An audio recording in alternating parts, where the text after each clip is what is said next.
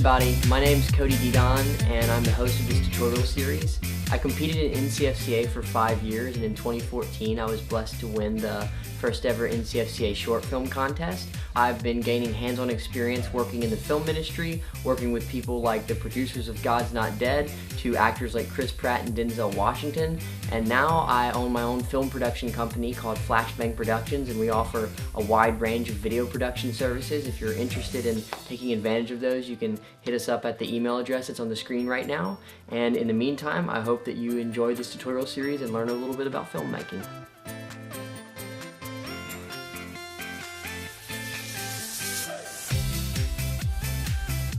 It's a question that we've all asked ourselves. How do I go from shooting films that look like this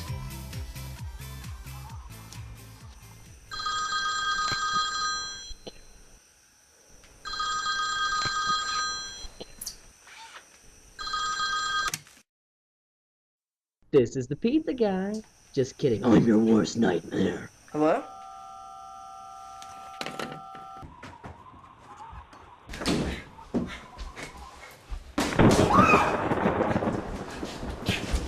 to films that look like this? There's a reason we set our standards so high. The circle is not for everyone. First, you must pass the test. Achieving the cinema look in your films is something that can be hard to kind of put your finger on. In this video, we're going to talk about cameras. While there are other aspects that go into achieving a professional cinematic look, cameras and the features that your cameras have are definitely a big variable. Before we jump into this discussion about cameras, there are a few definitions that I need to get out of the way because I'm going to be referencing these things throughout the video. Now, the first thing that I would like to define is something called depth of field. And according to digital-photography-school.com, depth of field is the zone of acceptable sharpness within a photo or video that will appear in focus. Now, your depth of field can be deep or wide, meaning that the majority of your image is in focus. However, if you have a shallow depth of field, then if my hand was in focus right here, then my face behind me would not be in focus because only this little slice of the image, just a little slice of the image is in focus. So there's a difference between a shallow depth of field and a deep depth of field. The next thing that I would like to define is an image sensor, and every camera has one of these. According to techhive.com, the image sensor is the part of the camera's hardware that captures light and converts what you see through the viewfinder or LCD monitor into an image. Now, the size of your image sensor has a lot to do with determining the quality of your image. For instance, a very small image sensor doesn't pick up very much light. So if you're using a camera with a very small image sensor in a dark room or maybe outside at night, your image is not gonna be very good looking. It's gonna be grainy, you're not gonna see a ton of detail, there's not gonna be enough light illuminating the image, so the image is going to be very, very dark. Whereas if you have a large image sensor, you're going to get really great quality images in low light situations. In general, you're going to get a better, nicer image because your image sensor is bigger. It's taking in more information, therefore making your image a higher quality image. The next thing that I would like to talk about is frame rates, or frames per second. Now, as you likely know, when you watch a video, when you watch a movie, you're not seeing actual movement on the screen. You're seeing the illusion of movement. Each second of video is made up of individual still frame images, basically just pictures. Most movies that you see have 24 pictures per second. When you play those rapidly back to back, it gives the illusion of movement. The frame rate, or how many frames go into each second of video that you capture, actually determine the look of your video. For instance, home videos generally have 30 to 60 frames per second, while video or film that's used to make feature films or very professional looking video usually has 24 frames per second. So that's something to keep in mind when you're choosing your camera settings and looking at what camera to buy. Now, the last thing that I would like to talk about before we jump into this tutorial is two alternate methods that cameras use to capture each individual frame that will be used in your video. Now, the two alternate methods are called progressive and interlaced. Now, I could get really technical and try to explain what these two methods mean, but basically all I want you to know is that in my opinion, progressive capture is a whole lot better than interlaced, because interlaced can cause some really weird things to happen to your video that you might not be able to figure out how to fix, such as lines that aren't actually in your video and you're gonna sit there scratching your head going, what in the world is going on? So ultimately what I'm trying to say is that when you're choosing your camera settings or trying to figure out which kind of camera to buy, you wanna make sure that your camera can record progressive, not interlaced. Now, if you want to make sure that your camera is not recording using the interlaced method of capture, what you're going to need to do is you're going to need to go to where you can change the frame rates on your camera, where you can change the frames per second. And what you're going to see is you're going to see a little number that's either going to be 24 or 30 or 60, you know, whatever your frames per second is. And then usually behind it, there will be a letter. It will either be an I or a P. I, as you probably guessed, stands for interlaced. P stands for progressive. So if you're looking to shoot something at 24 frames per second progressive, you want to choose 24P, not 24I. All right, time to talk about cameras. Now, for the sake of simplicity, I'm only going to be talking about two major types of cameras in this little tutorial, because I think that they're going to be the main two types of cameras that you're going to be choosing between when you go to shoot your short film. So the first type of camera that we're going to be talking about is called a camcorder. A camcorder is a modern home video camera. So if you have a home video camera in your house, a little camera that fits in your hand, is really easy to use, you just turn it on and go, probably a camcorder. So we're going to be talking about those. And the other type of camera we're going to be talking about is a DSLR camera, a DSLR. A DSLR camera is kind of a modern picture camera. So if you have a camera in your house that looks kind of like this, that you can take the lenses off of and put different lenses on, then you probably have a DSLR camera. So what we're going to be doing is we're going to be comparing and contrasting those two. I want you to know which one is going to best fit your needs for the style of video that you're trying to make. All right, so first up, let's talk about camcorders. Now, the first thing that I want you to know about camcorders are their price range. Camcorders range from very, very cheap, under $200, to very, very expensive, several thousands of dollars. And as you can imagine, the quality of camcorders go up as the price goes up. Now, the second thing that I would like you to know about camcorders is their usability. How user-friendly are they? Are they really easy to use? Do you have to go and get a degree from Harvard to use them? Well, good news, camcorders are really, really easy to use. In fact, generally speaking, you can pick up a camcorder, turn it on, sometimes as easily as just flipping open the little LCD monitor door, and press record and just start shooting stuff. Now, the downside of this camera is that even though it's super, super user-friendly and easy to use, if you just pick it up and start shooting stuff with it with all of its automatic features going, then you're not going to get super professional looking video, unfortunately. You're going to get something that looks like a home video. So that is one downside to it. So I would encourage you that if you are going to be using a camcorder to shoot your video, to really dive into those menus and figure out how to use the manual features. I would encourage you to look into how to do exposure manually. So for instance, if you control how much light the camera sees, that's part of exposure. If you control how the camera sees color for a certain scene, say you want it to look more orangey or more blue, you can control all of those things manually, generally speaking. You can control how much contrast is in the scene, whether the scene looks very washed out or very, very kind of dynamic and sharp using contrast controls. How wide or shallow do you want the depth of field for this scene? All of those things are called exposure settings. So if you are going to be using a camcorder, I encourage you to do your exposure manually. Dig into those menus and figure out how to manipulate that manually, because if you understand it and if you can do it manually, you're going to be able to get a better image than your camera can if you just let it do everything automatically. Next up, lenses. What kind of lenses do camcorders use? Well, as you can imagine, each camcorder is a little bit different, but camcorders have what's called a fixed lens or a built-in lens, meaning that you can't put different lenses on a camcorder. So you're kind of limited to whatever the quality of the lens that's built into the camcorder. You're kind of limited to that lens. Now, even though you can get some pretty nice looking images with these camcorders, keep in mind that being able to put different lenses on your camera can greatly enhance the quality of your image, because as all the pros like to say, oftentimes your lens is more important than your camera itself. Interchangeable lenses like you would see on an actual photo camera, are going to give you a better quality image, generally speaking, than a fixed lens that's on a camcorder. What kind of image sensor will you find in your basic everyday camcorder? Now, as you probably remember me talking about earlier, the size of your image sensor has a lot to do with the quality of the image that you'll be capturing, with the quality of the video. Well, unfortunately, this is where camcorders, generally speaking, really fall short, because camcorders in general have very small image sensors, which means two things. One, you're not going to get a very good performance out of your camera in any sort of low light situation. So if there's not a lot of light on whatever you're shooting, your image is not going to look very good. Now, another thing that a small image sensor does is that it makes it more difficult to achieve a shallow depth of field. So keep that in mind if you are using a camcorder.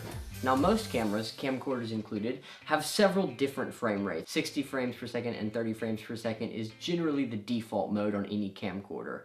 If you shoot with either of those modes, then your video is probably going to look more like a documentary or like a home movie. If you're going for more of a cinematic look, you want to make sure that you shoot at 24 frames per second. So if you're trying to decide what frame rate to use or what features your camera needs when you purchase it, just make sure that it can shoot at 24 frames per second. Some camcorders can shoot at 24 frames per second, some cannot. You're going to get a more cinematic look if you do shoot at 24 frames per second. Camcorders, generally speaking, have automatic focus. So you just pick the camera up, you start shooting with it, it's going to attempt to automatically focus on what the camera determines to be the subject of the scene. This can work pretty well sometimes. Sometimes you'll have a little trouble focusing because it's not going to be able to figure out what exactly you want it to focus on. Some camcorders you can actually do manual focus. There will be maybe a little ring at the front of the camcorder that kind of goes back and forth, and it will allow you to actually manually pull focus. But a lot of camcorders don't have the ability to do manual focus. Every camcorder you buy nowadays has an internal microphone, a microphone built into it. They're going to record medium quality audio. You'll probably get a good bit of white noise, that kind of staticky sound. And if you're recording someone, you're going to want to be fairly close to them because it's not going to pick up audio from a super great distance that's very high quality. So you're going to need to be close. It's still not going to be the greatest quality audio. Fortunately, most camcorders have an external microphone input so that you can actually buy some sort of microphone, like a little shotgun microphone that you can actually put on top of the camcorder. That's generally a better choice with camcorders.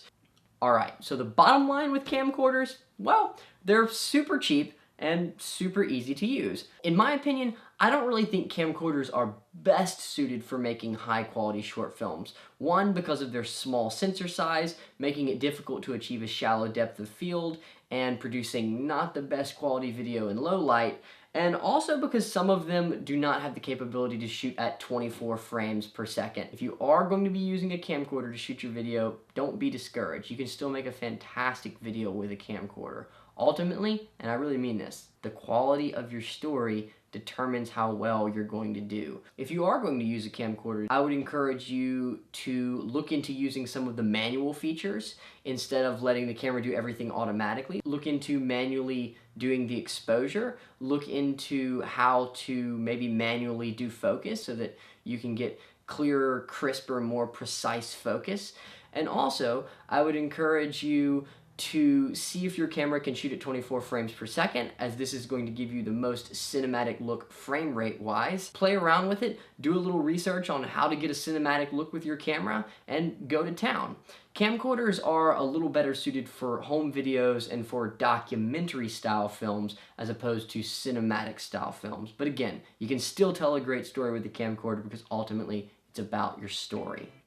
And now on to the other type of cameras up for discussion, which is DSLR cameras. Now, DSLR cameras are basically picture cameras. Now, in my opinion, DSLR cameras are the superior cameras for making films that look professional and cinematic on a budget. I use a DSLR camera for all of my films. I use the Canon Rebel T3i, and I have been able to produce some stuff that I think looks very, very professional and very, very good for a relatively low price. So if you're choosing between a camcorder and a DSLR, I would encourage you to go with a DSLR. So let's kind of run down some of the pros and cons of using a DSLR camera in order to shoot a short film. So the first thing you need to know is prices, right? How much does it cost? Well, DSLR cameras are moderately expensive. And I would say that a basic DSLR camera is going to be a little bit more expensive than a camcorder. However, they produce much, much superior results, in my opinion. Now, another thing that you need to keep in mind when you're using a DSLR camera, if you're looking into purchasing one, is that you're also going to need to purchase at least one lens. So that's going to be something else that's going to cost you a little bit of money. Now, if you are going to be using a DSLR camera and you only can afford one lens, I would encourage you to get a lens that has a little zoom action, maybe a 17mm to 55mm or something to that effect. Something that goes from a very low millimeter to kind of a mid-range millimeter so that you can have some versatility even though you're only using one lens. How hard is it to use? Well, good question.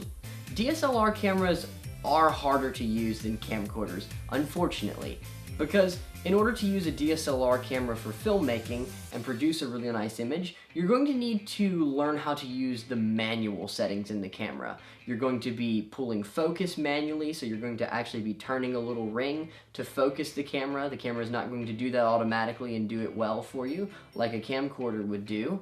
You're also going to need to learn how to manually do exposure.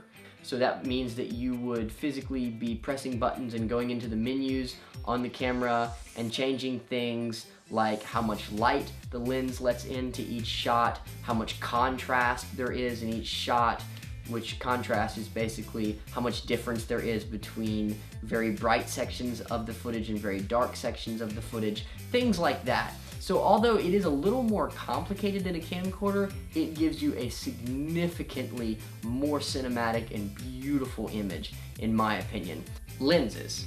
Well, unlike camcorders, DSLR cameras, generally speaking, do not have a built-in lens, which means that you're going to need to purchase a lens or buy a camera that comes with a couple of lenses when you start using your DSLR camera to shoot a film. Now, even though this may seem like a downside because then you have another accessory you need to buy lenses, it's actually an upside. The ability to put different lenses on it, high quality lenses, also gives you the ability to capture a far superior image to a camcorder, in my opinion. And if you talk to the pros, if you talk to anybody in the film industry, they all say, just about everybody will tell you, that lenses are more important than your camera itself. In fact, most professional guys would encourage you to spend less on your camera and more on your lenses. I'm sensing something. Are you sensing something? Image sensors, that's what it is. What kind of image sensor does your average DSLR camera have? DSLR cameras, generally speaking, have far superior image sensors to camcorders because their image sensors are much, much larger, allowing them to perform better in low light, to record more detail in low light, to get more color and less grain in low light, and also just in general to produce a higher quality image. Now, having a large image sensor also allows you to very easily be able to create a shallow depth of field effect, which looks really, really professional in a lot of people's opinion. Focus. How do you focus when you're shooting video with a DSLR camera?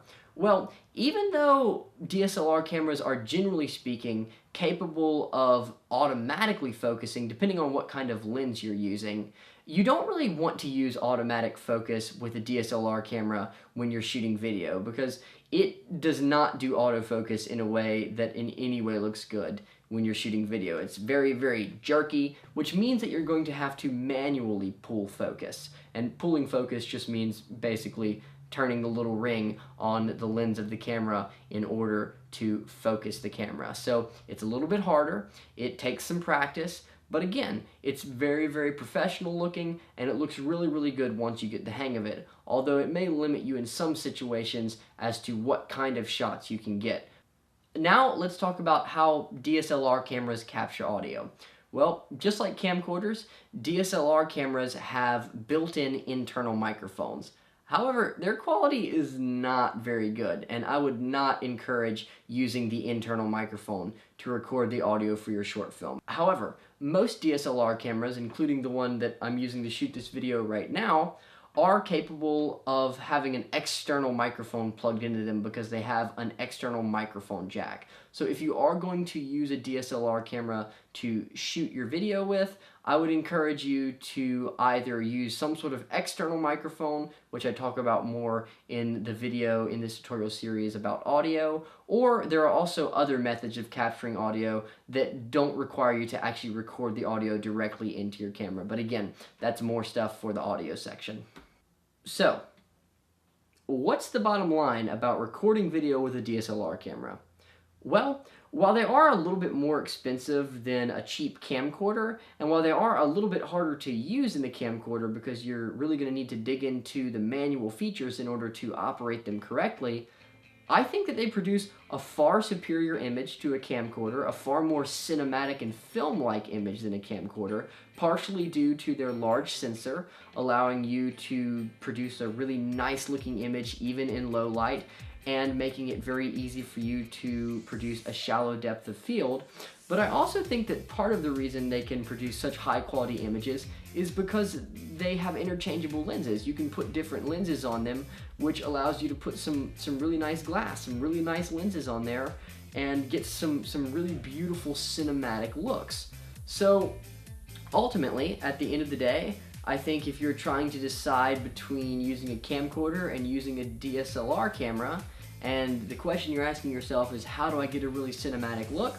I would say use a DSLR camera hands down. If you're looking for something that's moderately cheap, you could try to get a used Canon Rebel T3i. You could also look into the Canon T5i. I'm a big fan of Canon stuff, if you haven't noticed. I really like Canon cameras. Canon lenses are great too. A company called Tamron also makes some really good lenses. The first camera I ever owned was called a flip camera. It looked like a little rectangle. It was super cool because it had a little USB drive that flipped out the side when you pressed a little button. I thought that was pretty awesome. And I mean, the camera was a piece of junk, but I learned all sorts of stuff on it. There's nothing wrong with starting with equipment that's not the latest and greatest, because you gotta start somewhere, and the real important thing is getting started. The really important thing is just starting to tell stories.